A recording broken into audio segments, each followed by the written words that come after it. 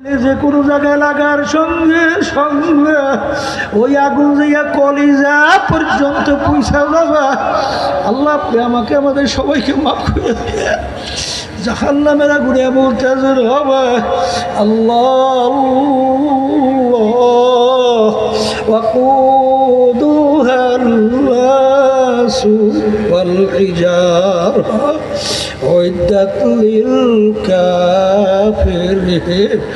জাহান্নামের আগুন আমার মালিক জ্বালাবে পাথর এবং মানুষ দ্বারা।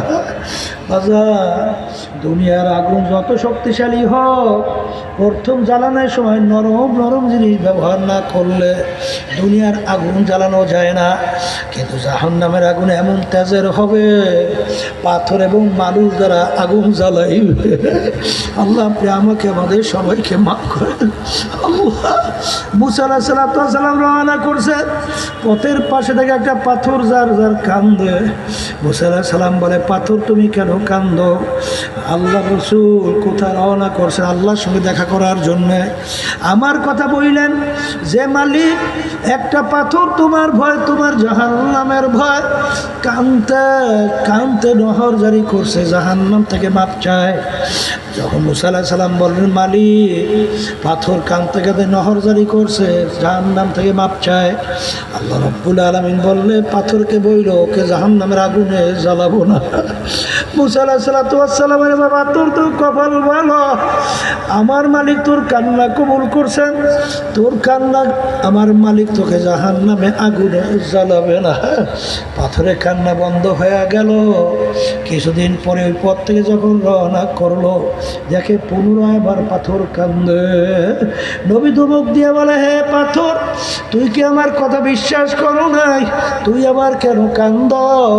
নবী বিশ্বাস করছি, চিন্তা কইরা দেখছি, যদি না কান্দতাম আপনার নজরেও পড়তাম না। বুঝি আপনার আমার কথা মালিকের কাছে বলতেও পারতেন না, আর আমি জাহান্নাম থেকে বুঝি মুক্তিও পাইতাম না।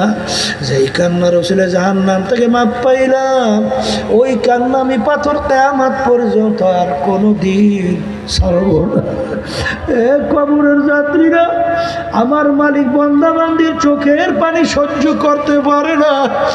মান বাকা মিন খাশিয়াতিল্লাহ হারামাল্লাহু তিলকাল আইনা আলান নার।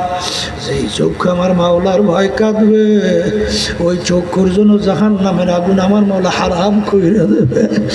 এই জন্য আমার বাজানদেরকে বলবো, বাজান সন্তান মারা গেলে চোখে পানি আসে, সম্পদ নষ্ট হয়ে গেলে চোখের ভিতরে পানি আসে, সম্মান নষ্ট হয়ে গেলে চোখে পানি আসে।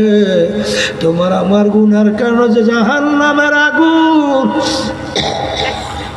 জ্বলছে, ওই জাহান্নামের আগুন চোখের পানি ছাড়া ঠান্ডা হবে। এ কবরের যাত্রীরা, আজকে দুনিয়ার যদি স্বার্থের ব্যাঘাত ঘটে, লাথি মেরে তোমাকে আমাকে বের করে দেয়। অনেক সময় স্বার্থের ব্যাঘাত ঘটলে সন্তান মাকে মাইরে ফেলায়, মা সন্তানকে মারে। কিন্তু বাজান আমার মালিকের সমস্ত নেয়ামত তুমি আর আমি ভোগ করলাম, আমার মালিক তোমাকে